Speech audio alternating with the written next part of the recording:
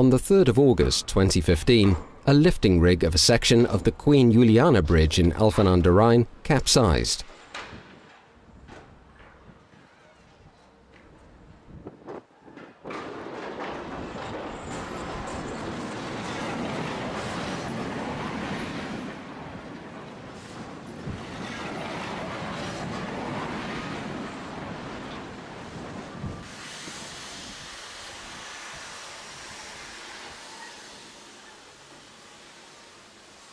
Both cranes and the lifted bridge section fell on the surrounding buildings.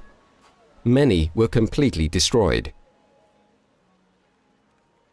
Miraculously, no persons were injured. Why did the lifting rig collapse? How did the parties involved assess the risks of this complex operation, and how did they manage the safety risks for the surrounding area?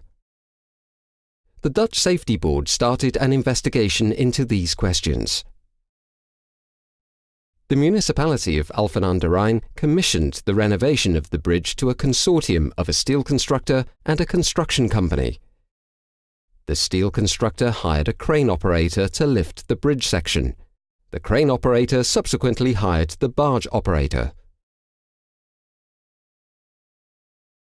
A large mobile construction crane of 700 tons on the first barge and a small construction crane of 400 tons on a narrower barge were deployed for this lifting operation. The intention was to simultaneously lift the bridge section from a third barge in a tandem lift operation. The bridge section would then be maneuvered in between the two cranes before being tilted into an almost horizontal position. The two barges would then sail 100 meters, where the bridge section was to be raised and fitted into the existing bridge structure. The crane operator and barge operator had worked together before, and they believed in the feasibility of the plan, as long as the work was undertaken cautiously and if ballasting of the barges would be done in time.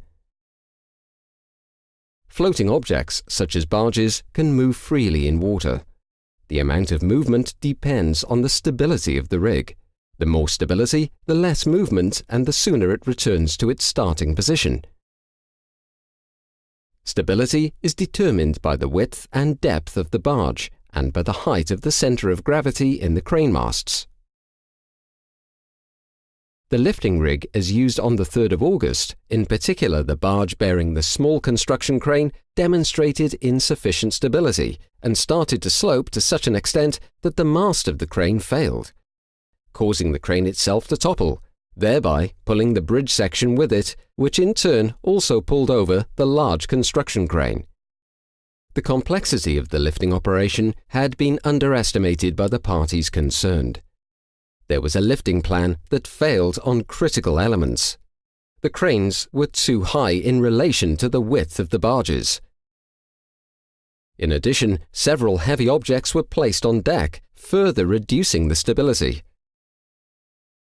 There was no margin to absorb additional forces caused, for example, by natural bending of the mast of the crane, the movement of the cranes, or a gust of wind. A relatively small movement of the cranes caused the whole construction to topple.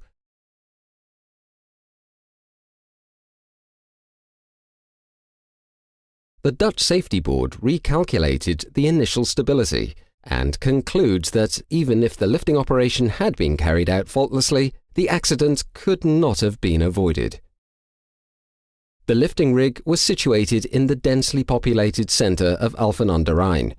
The largest crane towered with 44 meters far above the surrounding buildings. None of the parties involved recognized that the lifting of the bridge section engendered risks for the immediate surroundings. Within the construction consortium, the construction company, as project manager, occupied a key role in coordinating risks. However, the construction company saw the hoisting of the bridge section as a responsibility of the steel constructor and therefore not its own. Neither noticed that the lifting plan was inadequate, and they let happen that the lifting started with an unsafe rig. Safety focused merely on the workers and the construction site itself. The municipality of Alphen aan den Rijn attached considerable importance to avoiding additional nuisance for the local residents during the renovation work.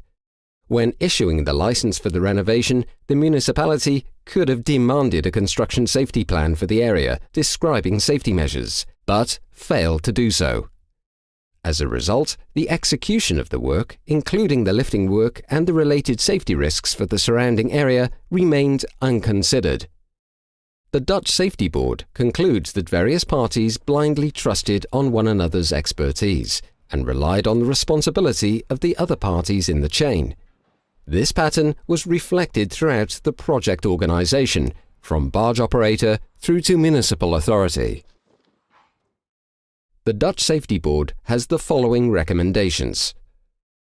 To the construction companies involved, for future building projects, ensure that adequate risk management is performed for the entire construction process.